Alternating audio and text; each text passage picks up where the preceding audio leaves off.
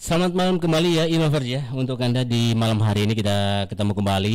Dan seperti halnya janji saya tadi, bahwa saya akan kehadiran tamu spesial saya yang nanti kita akan coba untuk ngobrol-ngobrol santai terkait dengan peringatan Hari Keanekaragaman Hayati yang kali ini tanggal 22 Mei diperingatinya. Nah, kali ini saya sudah bersama dengan Direktur Walhi Jawa Timur, Mas Rere Kristanto, yang kali ini sudah bersama saya di virtual Zoom Station Surabaya. Langsung saja menuju ke Mas Rere yang kali ini sudah bersama saya. Selamat malam, Mas Rere. Selamat malam, Mas. Gimana kabarnya ini, Mas Rere? Lumayan. Sibuk ya ini ya, lagi banyak acara agenda gitu ya Mas Riri ya. Ya normal sih. Banyak problem di urusan. Mas Riri, ini terima kasih sekali ya Mas Riri ya udah menyempatkan waktu untuk refleksi Hari Keanekaragaman Hayati yang tentu diperingati tanggal 22 ya, tanggal 22 Mei 2021 ini.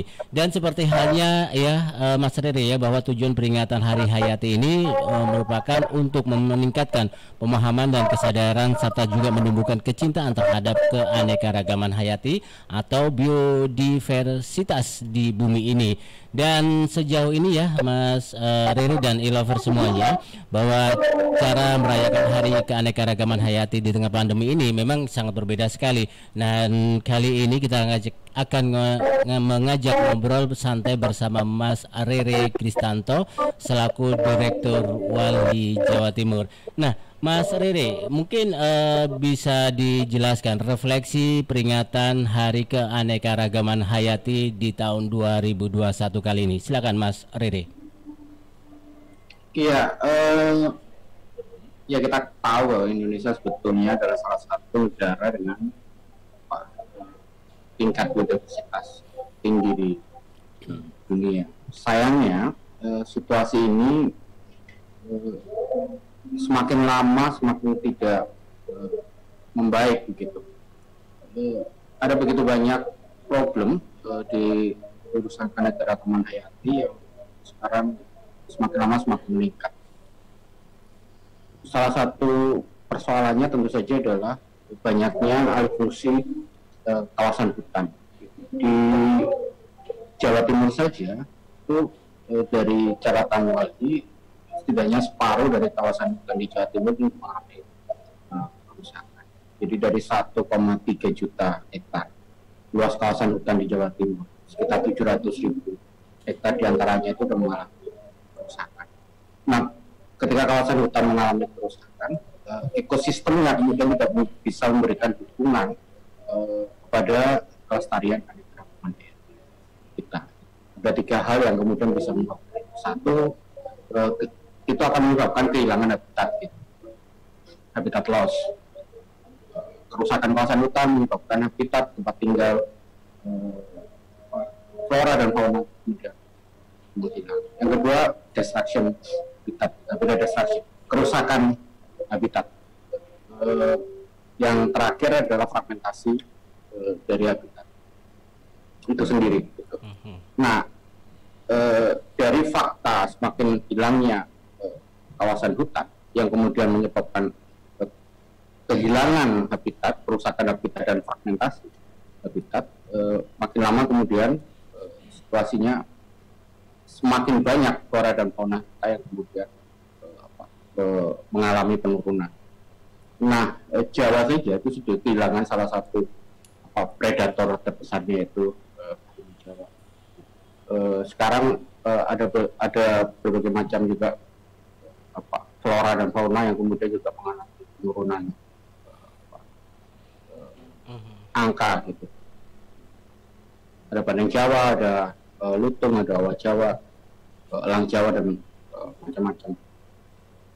Nah, salah satu hal yang cukup besar menyebabkan kehilangan habitat di kawasan hutan, alih fungsi kawasan hutan itu sendiri sekarang adalah meluasnya kawasan pertambangan.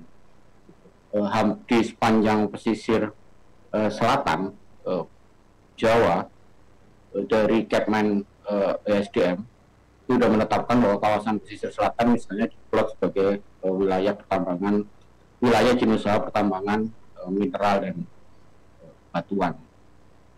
Dari 2012 ke 2018 itu ada peningkatan luar biasa luas kawasan tambang di Jawa Timur. Di 2012 luasan tambang di Jawa Timur itu kira-kira cuma sekitar 86.000 hektar. Di tahun 2018 dia meningkat menjadi 551 hektar. Ada peningkatan 500% lebih luas kawasan tambang di Jawa Timur yang dia banyak menyasar juga di kawasan hutan. Nah, peralihan fungsi inilah yang kemudian menyebabkan yang tadi saya sebutkan sebagai kehilangan habitat, kerusakan habitat, dan fragmentasi habitat yang ujungnya kemudian berakhir di penurunan tingkat biodiversitas di Indonesia. Itu Mas, catatan dari kami. Ya, Mas Rere, ya kalau kita mengetahui banyak sekali faktor akan ini ya, permasalahan-permasalahan yang tentu dihadapi oleh masyarakat ya, apalagi teman-teman Mas Rere pun juga menghadapi masalah itu yang begitu besar sekali. Nah, sejauh ini Mas Rere, bagaimanakah juga cara Walhi sendiri dalam mengatasi masalah-masalah yang terjadi di lingkungan kita yang banyak sekali perubahan-perubahan yang begitu drastis, Mas Rere? Apa yang telah dilakukan? Bisa diulang Mas, suaranya nggak terlalu kecil dari sini. Nah, Mas Riri, bagaimana Walhi sendiri dalam melakukan perubahan-perubahan ataupun juga banyak sekali masalah yang dihadapi sekarang ini? Caranya bagaimana ini Mas Riri untuk menghadapi ataupun juga mengatasi masalah yang terjadi, Mas Riri? Ya, menurut saya ada dua hal. Satu pada level kesadaran gitu, pemahaman dan kesadaran kita gitu sebagai masyarakat untuk melihat bahwa keanekaragaman hayati itu adalah kunci dari kekayaan ekosistem. Kekayaan ekosistem adalah kunci dari kelestarian lingkungan. Gitu.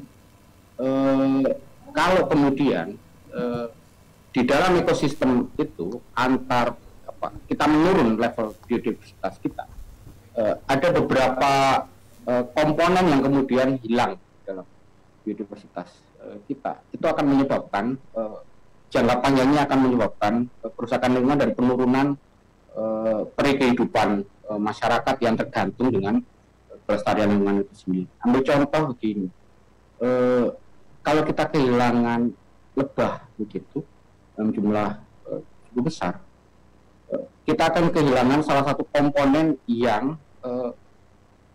mampu memberikan perkembangan terhadap tanaman gitu. Karena salah satu binatang gitu yang bisa membantu proses perkembangan dari tanaman gitu, dari bunga dan kemudian dia bisa berkembang menjadi buah dan sebagainya, itu adalah lebah gitu. Atau contoh lain adalah kelelawar.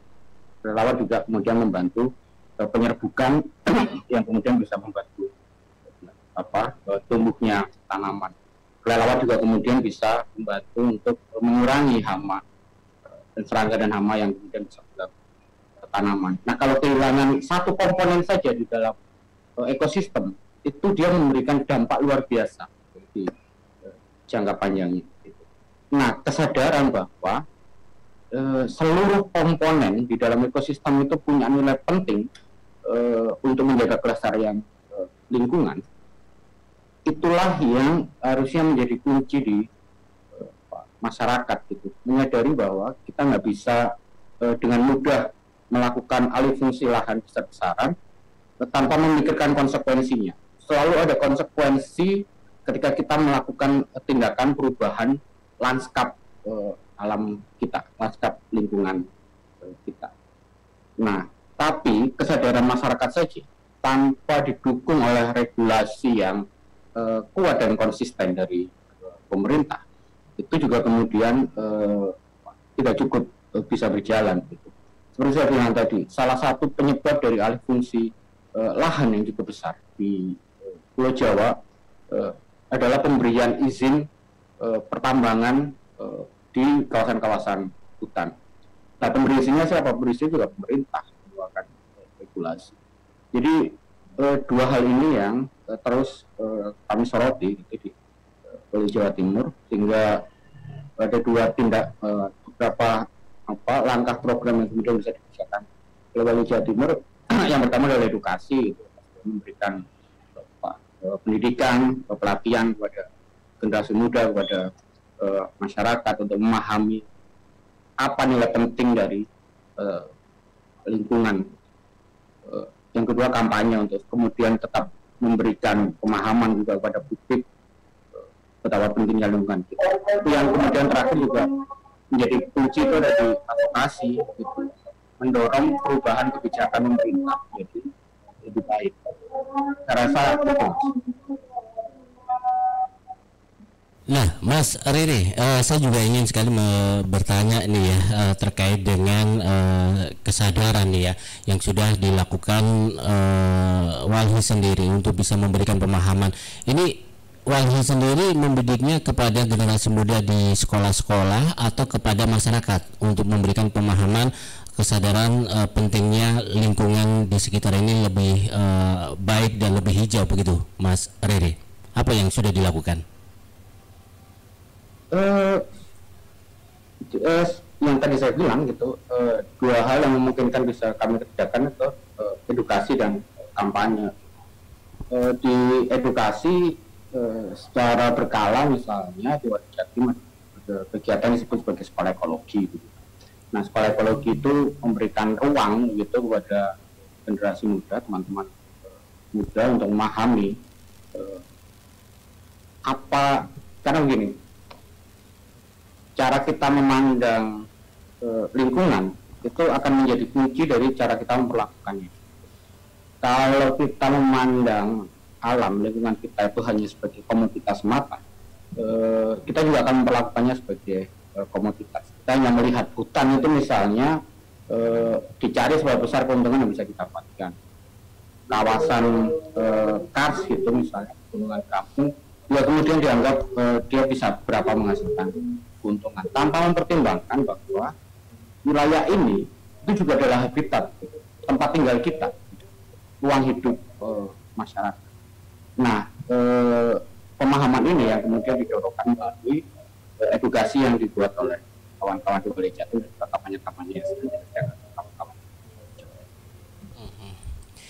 Ya, Mas Riri, sejauh ini yang sudah dilakukan Wali sendiri, kemudian kepada pihak-pihak terkait yang mengurusin masalah lingkungan, ini responnya seperti apa ini, Mas Riri?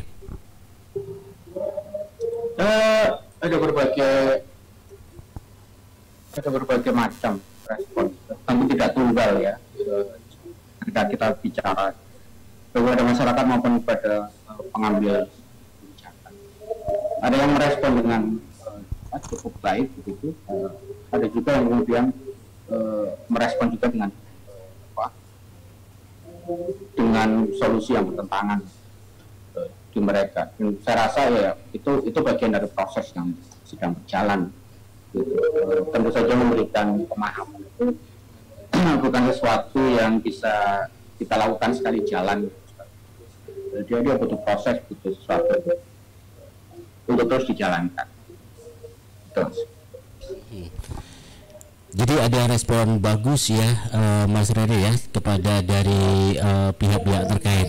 Nah, oke, terakhir kali Mas Riri, mungkin apa yang ingin disampaikan oleh Mas Riri sendiri selaku dari Walhi Jawa Timur untuk memberikan sebuah harapan di dalam refleksi peringatan keanekaragaman hayati di tahun 2021 ini yang memang di tengah-tengah pandemi ini memang sulit ya untuk bisa melakukan sesuatu hal yang sangat bermanfaat karena harus ada batasan-batasannya.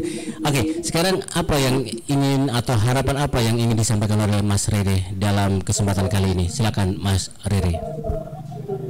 Iya, secara umum sudah saya sampaikan tadi bahwa cara kita memandang lingkungan itu akan menentukan cara kita memperlakukan lingkungan. Kita harus melihat bahwa bumi kita itu cuma satu, tempat planet kita tinggal ini cuma satu, dan dia punya batas. Nah, kalau kita kemudian memperlakukan lingkungan kita, mengeksploitasinya tanpa memikirkan bahwa dia memiliki batas, akan ada titik di mana planet kita sendiri tidak mampu menopang kehidupan masyarakat. Dia kehilangan daya dukungnya untuk dapat menopang kehidupan masyarakat, dan kelewatan daya tampungnya untuk menanggung beban dari seluruh aktivitas pembangunan manusia. Jadi penting untuk kemudian mengingat kembali bahwa kita nggak punya planet cadangan, kita nggak punya bumi yang lain, kita cuma punya bumi yang satu. Kita harus mengetahui bahwa planet ini juga punya batas, sehingga kita tidak bisa mengeksploitasinya secara berlebihan. Dan karenanya penting untuk kemudian mendorong juga, selain kesadaran pemerintah tadi, negara itu membuat regulasi, membuat kebijakan-kebijakan yang peka terhadap daya dukung dan daya tampung lingkungannya, sehingga seluruh proses aktivitas kehidupan manusia dia bisa berjalan dalam planet yang tetap bisa memberikan dukungan terhadap peri-peri kehidupan kita. Iya, baik. Terima kasih Mas Riri sudah bersama kami untuk ngobrol terkait dengan refleksi hari peringatan Hari Keanekaragaman di tanggal 22 Mei ini, dan semoga program-program dari Walhi sendiri bisa terlaksana dengan baik ya, untuk melindungi lingkungan kita, melindungi alam semesta ini ya Mas Riri ya. Ya, Oke. terima kasih Mas. Terima kasih Mas Riri. Sukses selalu. Salam buat teman-teman Walhi. Terima kasih. Selamat malam Mas Riri. Selamat malam. Ilovers, itu tadi Riri Kristanto atau Mas Riri Kristanto selaku Direktur Walhi Jawa Timur yang sudah bersama saya dalam jumpa virtual di malam hari ini terkait dengan peringatan tanggal 22 Mei Keanekaragaman Hayati, yang memang banyak sekali persoalan-persoalan yang harus kita hadapin bersama. Tanpa ada dukungan Anda, tanpa ada dukungan kita semuanya, kita sulit untuk mempertahankan alam semesta ini atau bumi yang kita tempat tinggali ini. Baiklah kalau gitu, jangan kemana-mana. Saya Yohansa Samudra masih menemani Anda di Station Surabaya.